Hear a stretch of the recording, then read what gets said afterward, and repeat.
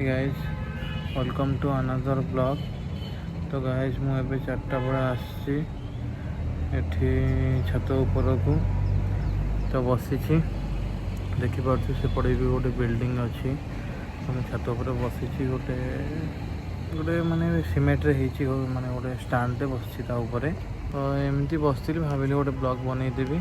मुझे भुवनेश्वर अच्छी तो केमती वर्षा केते जोर उठे टुकटुक भी पकाऊँगी एबे भी से भी मु ब्लॉग माने करुँची छत उपर अच्छी। तो टोटाल माने मुझे ये जो लोकेशनटा है मंचेश्वर रेलवे स्टेशन पाखरे अच्छी रंगमाटिया।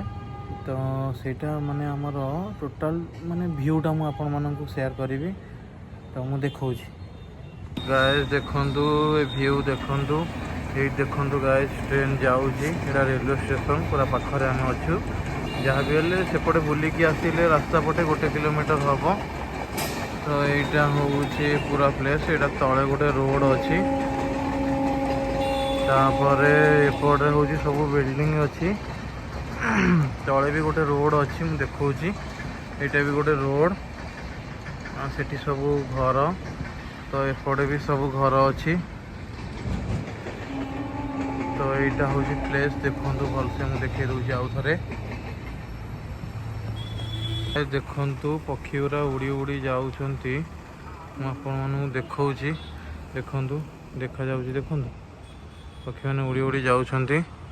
तो वर्षा पाग ना एत जूम कले देखा जाऊनी। यहाँ हूँ रेलवे स्टेशन देखु यहाँ रेलवे स्टेशन ये देखु गोटे लोकटे व्हाइट कलर ड्रेस पिंधि छिड़ा होती दुटा लोक ट्रैक रे जाऊँगी देखा जाऊँगी ना। तो देखु सेठी भी गोटे रोड अच्छी ये जो गाड़ी आसुची सब देखु यहाँ भी गोटे रोड एमती सब यही जगार मुझे एपटर व्यू देखु केमती व्यू से केड़ा बड़ बिल्डिंग अच्छी देखु ये टोटाल व्यू मो पछपटर व्यू देखिले। आम घर पाखरे भी गोटे पानी टांकी अच्छी तो देखी केटे बड़ पानी टांकी। तो देखु मो पछपटे अच्छी से ऊपर सेठी देखु मो हाथ भी लगे दूची। तो देखु केटे बड़ पानी टांकी पूरा आकाश जमी छुई देखा जाऊँगी यही सब अच्छी। आपण मानक तो सब शेयर कली प्लीज सपोर्ट करेंगे शेयर करेंगे वीडियो को लास्ट पर्यंत देखिए। रही जय जगन्नाथ।